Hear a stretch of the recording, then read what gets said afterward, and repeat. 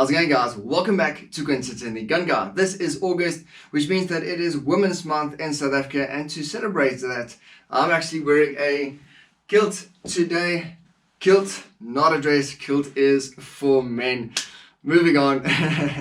Anyway, guys, so we are celebrating women, which means that we need to look at and celebrate the women in our lives, whether it's your grandmother, your mum, your girlfriend, your wife, even your daughters, all the women in your lives. You need to celebrate, and celebrating them means protecting them as well. So a major problem in South Africa at the moment is gender-based violence. Well, I can't really say at the moment. I think it's been going on since the inception of South Africa.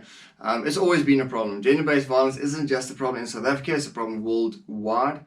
And that's a completely horrible thing to do. And we as men need to stand up against that as well. There are a few or quite a lot of campaigns working against it, trying to raise awareness. But I think it's the old thing about a bully.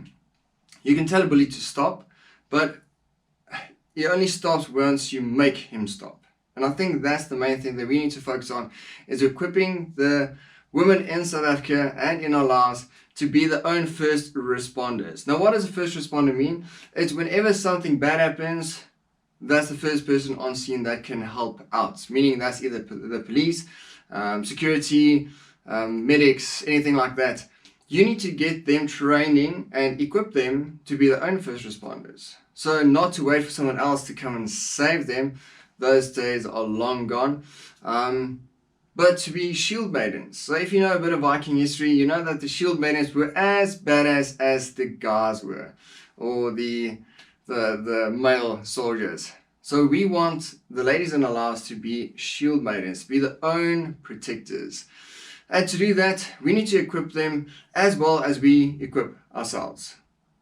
So the amount of money and time and effort that you put into your own training, you need to put that same amount of training and money and equipment into the ladies in your lives. Meaning that, again, it could be your grandmother, it could be your mum, it could be your significant other, and especially your daughter.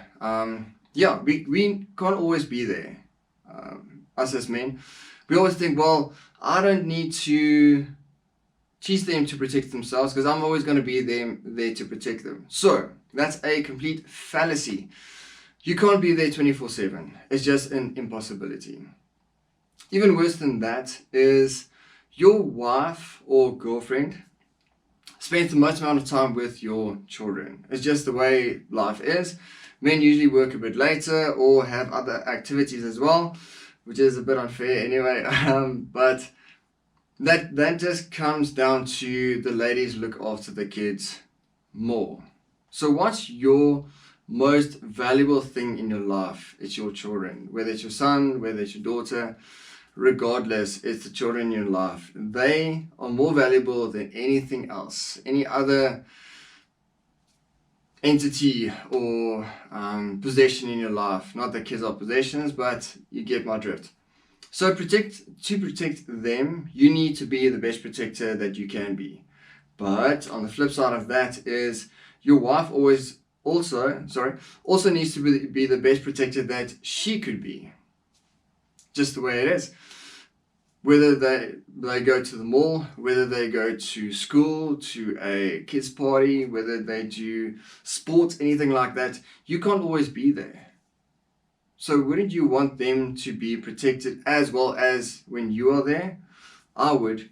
Another thing is, now a growing trend as well, is whether it's home invasions, farm attacks, carjackings, anything like that, the men get targeted first. So you can read up about that, read police reports, watch videos, watch CCTV camera footage. And I've heard this from various training organizations as well. They did their own research that are focusing on the ladies now to protect the family. And I've got personal experience with this, or secondary personal experience, where my in-laws were attacked the same way in their home. And what happened? They went for my father-in-law first, subdued him, and then they knew that the rest of the family are basically open season. So luckily they came out of that unscathed, bit shaken, but it was a happy ending at the end. So the thing is that the male man of the house was targeted first, and we see that even more and more and more happening. So if you are incapacitated, just think about that for a second. So whether you share this video to the ladies in your lives or not, but you as men now, think objectively about the lady in your life. Is she going to be able to protect the rest of the family? Mine is, and a lot of my lady friends can as well, and my mum can as well. All of them have firearms. Most of my friends have firearms as well. They can protect themselves, they know how to use it, and they've got some empty-handed skills. So practical training needs to be in the region of getting training from a professional. The thing about being the man in your spouse's life is that it's difficult to learn something from someone that you see as a significant other. So the best is to send them to a reputable organization. Firstly, working on situational awareness, knowing the color codes of awareness, knowing the OODA loop and how that works. Secondary is getting empty-handed skills training, getting that empty-handed skills to be able to get out of bad situations without using deadly force. And if it arises that you need to use deadly force, they need to have weapons on them in the form of whatever you want to, whatever you think is going to be the best for your situation. Because that's basically all we do, is you've got a certain situation planned out in your head that you are preparing for. So some people prepare for worse situations than others, but that's just the way it goes. So whether it's pepper spray, whether it's expandable baton, a knife, a firearm, you are preparing for a certain escalation of force. Now, I always say that it's always best to go for the worst case scenario, have a firearm and not need it, then need a firearm and not have it. So that's the next one. Training and then knowledge. So we need to build on that training and knowledge to be able to have a safer community as a whole as well. It's just too easy for criminals to target the ladies. It's a freaking horrible thought, and I hate thinking about that. But that's, I just get frustrated about that. And then guys thinking that they don't need to send their significant others for training, or their daughters. My daughter is just over 4 months old now.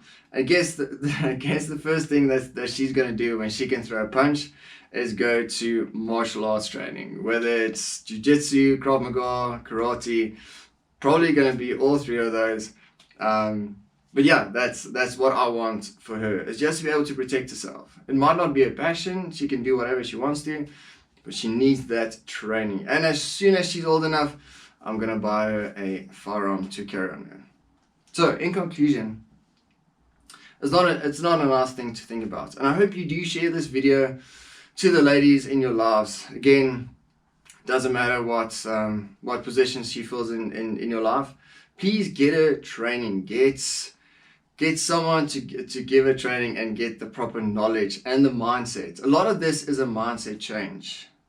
What we've seen as well in the courses that I've done with Raven Strategic Defense is when you ask a lady, would you kill someone or would you shoot someone? The answer is always no, they won't. They are inherently protectors. They want to protect and nourish everything that's around them. Now, it changes when you bring in kids into the mix. When you say, well, if there's someone holding a knife against your kid's throat, or someone that's threatening your kids, or someone that's going to your kids to do bad things to them, they change like this. That mama bear instinct kicks in and they go full on killer mode. That's what you need to ingrain as well. So you need to go, okay, this is life, this is reality, it could happen. Thinking, well, it's not going to happen to me. I live in a safe town, in a gated community. It could always happen, especially in gated communities, because a lot of people leave their doors open because it's safe. Nowhere is safe. It's just the way it is.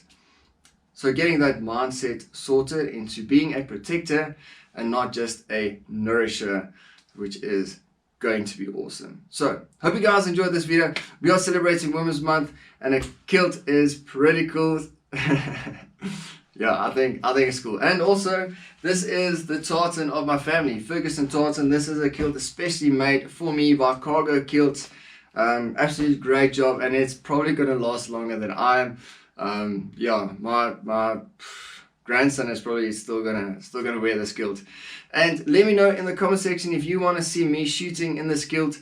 It actually feels quite cool. I'm definitely not gonna do the prone and supine position in this kilt, but I can do most other things. So anyway, guys, hope you like, share, and subscribe. If you haven't subscribed already, please click that bell icon, and I'll see you guys later. Cheers.